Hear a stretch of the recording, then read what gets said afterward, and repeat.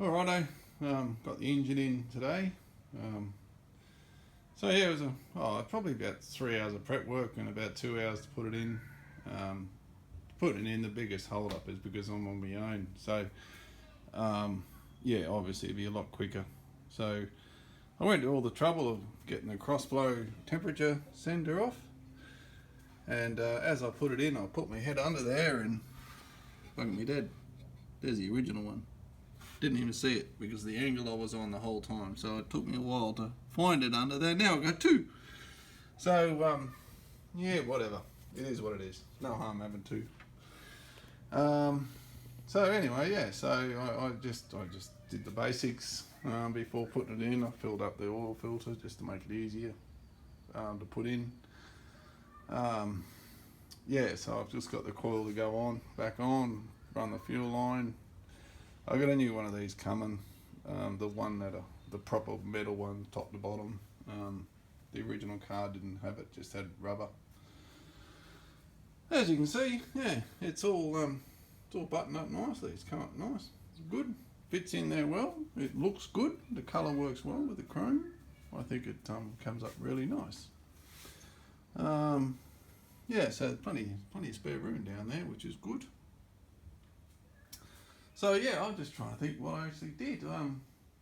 It took me nearly 3 hours of mucking around to prepare for it. So I actually can't remember what I actually did. But anyway, I was probably a bit of time on the temperature switch, which was sender, which was silly. But anyway, it is what it is. Yeah. So anyway, so I just got the engine crane sorted, got it all ready.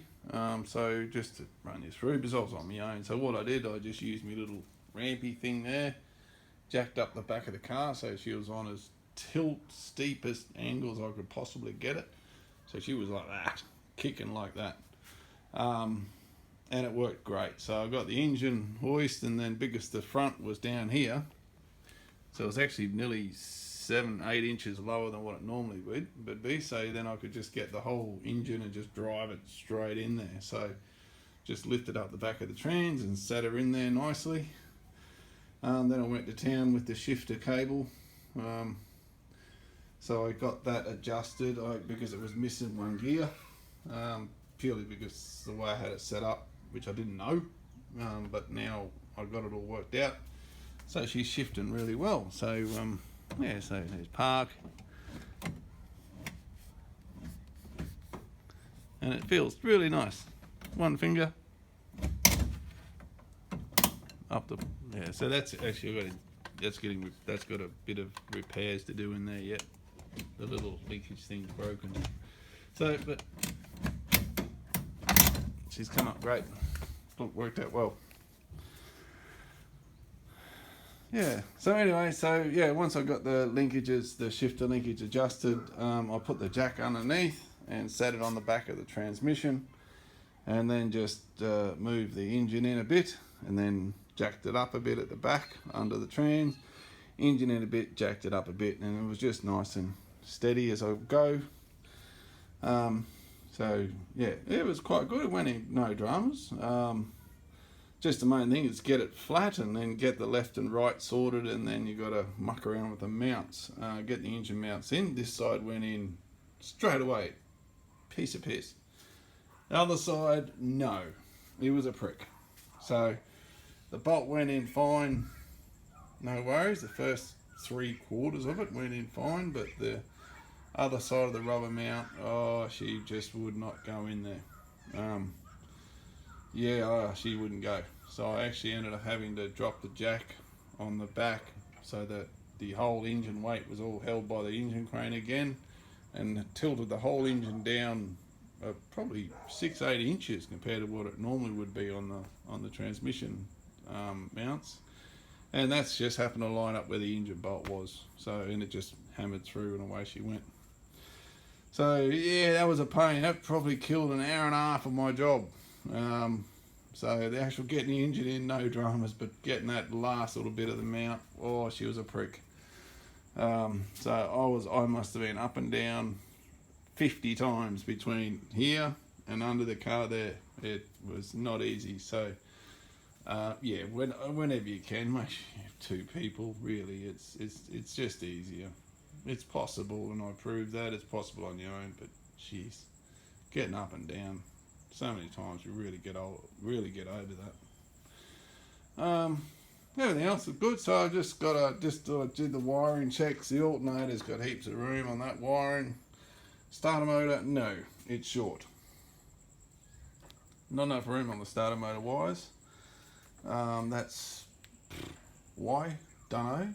I don't see in the forums that they're short, but it's definitely not long enough. The main cable is, but the actual cables that go down to the starter, no, they're too short. They're probably 6-8 inches too short, probably more than that. So, but that's okay. That gives me an excuse to get the relay boxes set up now. Might as well, it's got to be done at some stage. So one of these will be the starter.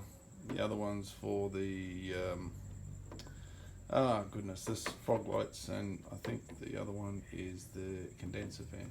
So they probably don't need relays, but it just whatever takes a bit of load off the switch. Everything else is good.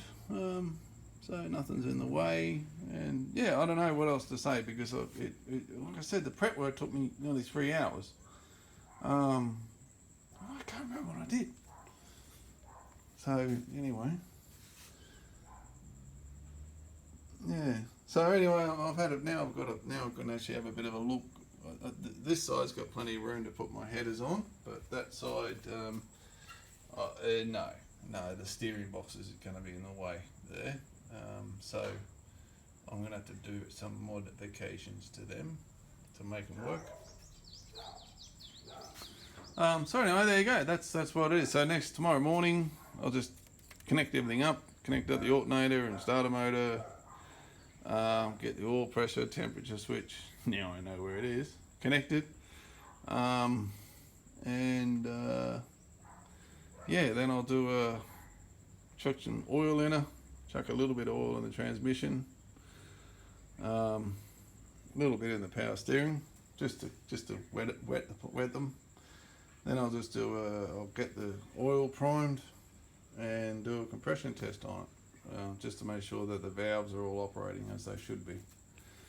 So that's my first job, is compression test really, and then once that's successful, assuming it's successful, I'll go to town and get the rest of the wiring fixed up, get the fuel connected, get all the rest of the fluids topped up properly, and yeah, hopefully get the new distributor in, the new leads. They're sitting there ready to rock and roll under there. So they're ready to rock and roll, and yeah, get everything else connected and rock and roll. That's good. I sort of expected this thing to fall off because it was already so flimsy, and it fell off. So I'll have to do a little bit of welding to put that back on, but that's okay. It's just on another one of the welding jobs. So anyway, that's where we're up to. Very good. I test fitted the aircon, the aircon cleaner, so she's all good. I don't know why the stickers are that direction. That's what spun me out. I don't. Maybe it's like a different car, but yeah, it's like the snorkels out the back of the car. Like if you put it on, the snorkels actually here, pointing in out here. So I don't know. That's obviously not right. So I don't know why the stickers are sitting there like that. Oh no, that's my fault, idiot. The friggin' lead's twisted. Fool. That can go in any direction. God, I'm a bloody idiot. Anyway, I'm gonna go now. Thank you. Any questions, let us know.